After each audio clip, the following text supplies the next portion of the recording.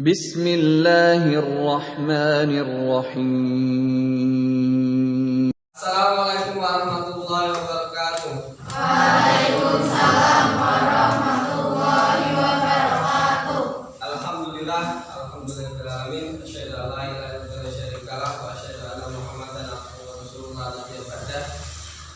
Anak-anakku yang hebat, yang berbahagia, yang disayangi orang-tuanya. Yang pertama, marilah kita senantiasa menjadikan syukur kehadirat Allah karena Allah masih memberikan kesehatan kepada kita sehingga hari ini kita bisa bertemu, berkumpul, bertatap muka untuk pembelajaran yang selanjutnya. Setelah kemarin kita belajar tentang munakahat.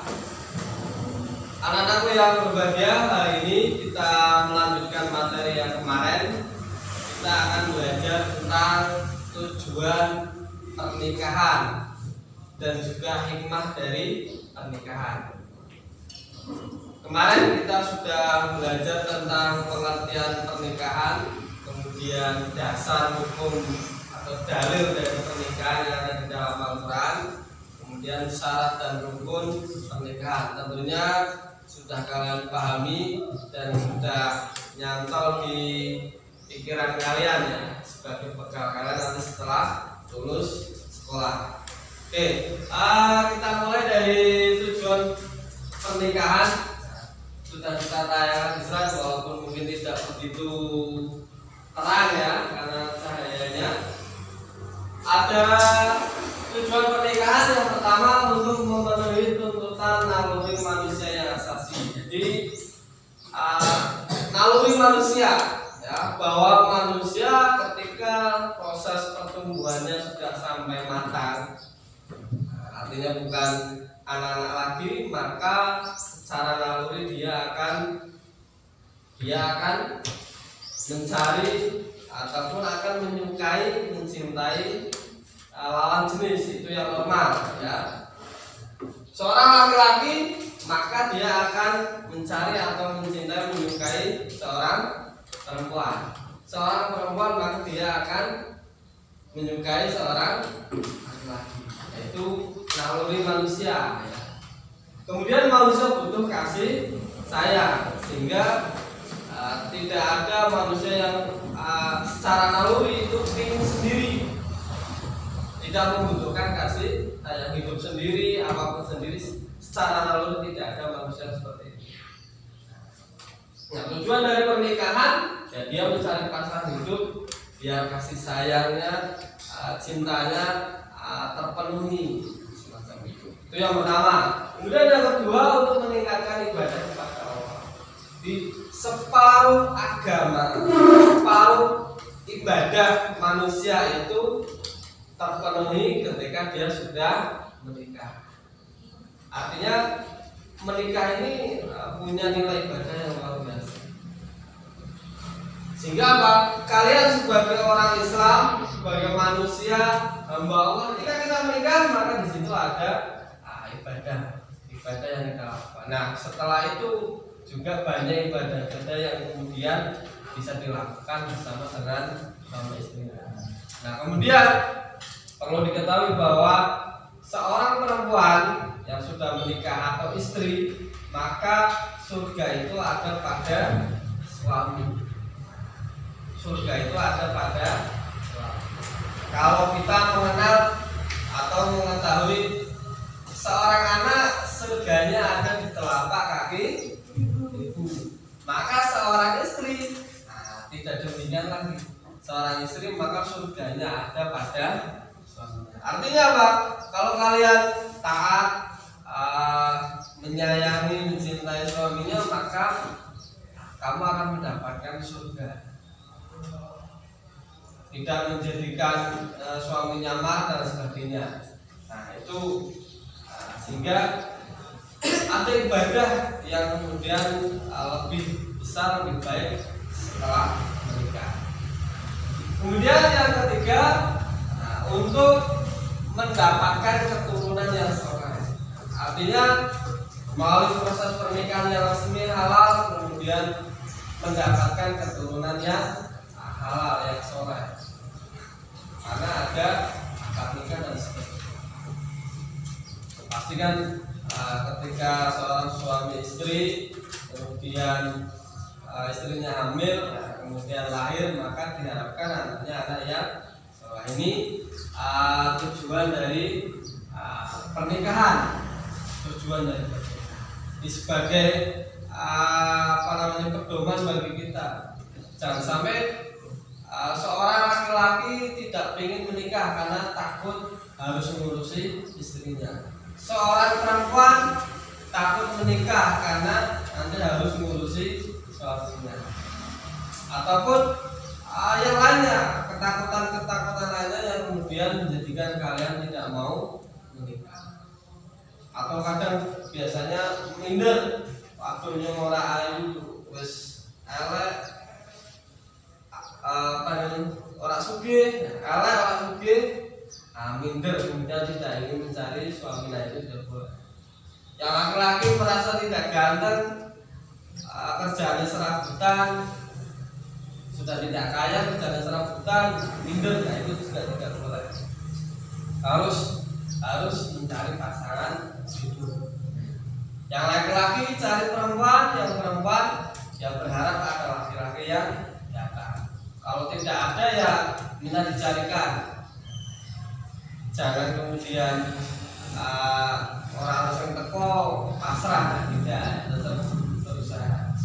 Kalau sekarang kan usia SMA kadang bahasanya Jawa itu cewek ya tidak harus menunggu, kadang juga harus nembak kan begitu. Biasanya kalau di TV kan begitu ya. Itu tadi tujuan pernikahan. Nah, selanjutnya kita bicara tentang hikmah pernikahan. Jadi ada hikmah atau manfaat dari pelaksanaan pernikahan. Seorang laki-laki menikah dengan seorang perempuan itu ada hikmahnya, ada manfaatnya. Nah, yang pertama adalah terciptanya hubungan antara laki-laki dengan perempuan yang bukan mahramnya. Ya, terciptanya hubungan antara laki-laki dan perempuan yang bukan mahramnya dalam ikatan suci yang halal. Tadi halal. Kalau sekarang dampak negatif dari perkembangan kadang seorang laki-laki dan seorang perempuan tidak mau menikah tetapi hidup bareng. Kadang ada yang demikian. Kalau di negara luar, negara yang non Islam banyak yang demikian. Jadi seorang laki-laki perempuan hidup bareng, punya anak, anaknya sudah besar tapi dia tidak menikah. Itu banyak kalau di sana. Kalau di dalam Islam itu tidak boleh ya. Ketika seorang laki-laki perempuan hidup bareng, maka dia harus dalam ikatan suci yang halal, yaitu pernikahan yang sesuai dengan syariat. Yang tadi banyak sekali manfaatnya. Kemudian yang kedua, mendapatkan keturunan yang sah dari hasil pernikahan. Anak yang lahir itu anak yang sah, halal ya. Bukan bahasa kita bukan anak haram. Ya sebenarnya tidak ada bahasa anak haram dalam Islam, itu tidak ada ya. Tapi anak hasil hubungan zina ya, bukan anak itu tidak haram ya. Tapi perbuatan orang tuanya yang ini terjadi di masyarakat. Usia SMA ya, belum lulus, masih kelas 1, masih kelas 2, kelas 3 mau lulus. Karena pergaulan bebas, akhirnya kemudian dia hubungan badan, hamil, punya anak, kemudian harus menikah dini. Nah ini ya perlu hati-hati bagi kita semua, khususnya kalian yang masih sekolah. Kalau pasangan sudah lewat ya, sudah punya istri, sudah punya anak. Nah, kalau kalian usia sekolah ya jangan sampai semacam itu. Kalau ingin punya anak ya anak dari hubungan yang halal, yaitu habis pernikahan. Itu. Kemudian yang terakhir, terpeliharanya kehormatan suami istri dari perbuatan zina. Tadi terjaga, tidak melakukan perbuatan zina. Jangan sampai kemudian kalian generasi yang modern ini ya, abad 21 ini terpengaruh dengan perkembangan zaman, akhirnya berdampak pada kesesatan, kemaksiatan. Kamu gunakan kemajuan teknologi itu untuk sesuatu yang baik. Karena apa ya, sekarang banyak sekali artinya pembuatan juga itu dilakukan dengan mudahnya melalui Facebook, melalui Instagram, melalui Telegram, WA, janjian di mana dan sebagainya. Kemudian melakukan perbuatan zina di hotel, di rumah atau dimanapun dengan mudah. Kalau dulu kan tidak bisa ya, mengirim surat janjian kemudian 3 hari berikutnya. Kalau sekarang kan mudah. Nah ini yang kemudian harus jangan sampai kita semacam ini. Mudah teknologi tapi kita gunakan untuk sesuatu yang baik. Oke, itu materi yang akan kita pelajari bersama untuk hari ini sebagai lanjutan dari materi yang kemarin. Tujuan pernikahan dan hikmah. Ada yang mau ditanyakan? Silakan, ada yang mau ditanyakan? Karena kalian abad 21 itu harus bagaimana kemudian memanfaatkan kemajuan ini untuk sesuatu yang baik. Silakan, ada yang mau ditanyakan? Kan tujuan untuk pernikahan dan hikmah pernikahan sebagai apa namanya ini bekal kalian untuk kehidupan yang akan datang. Manfaatkan kemajuan teknologi untuk sesuatu yang baik, ya. Jangan sampai kemudian kita mendapatkan dampak negatif dari kemajuan teknologi. Itu saja untuk pembelajaran hari ini.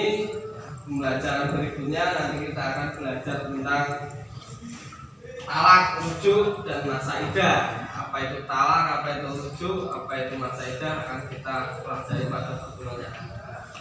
Untuk pertemuan hari ini kita cukupkan, kita membaca bacaan hamdalah bersama-sama. Alhamdulillah. Terima kasih, semoga bermanfaat bagi kita semua. Bila taufiq wal hidayah. Wassalamualaikum warahmatullahi wabarakatuh. Waalaikumsalam warahmatullahi wabarakatuh.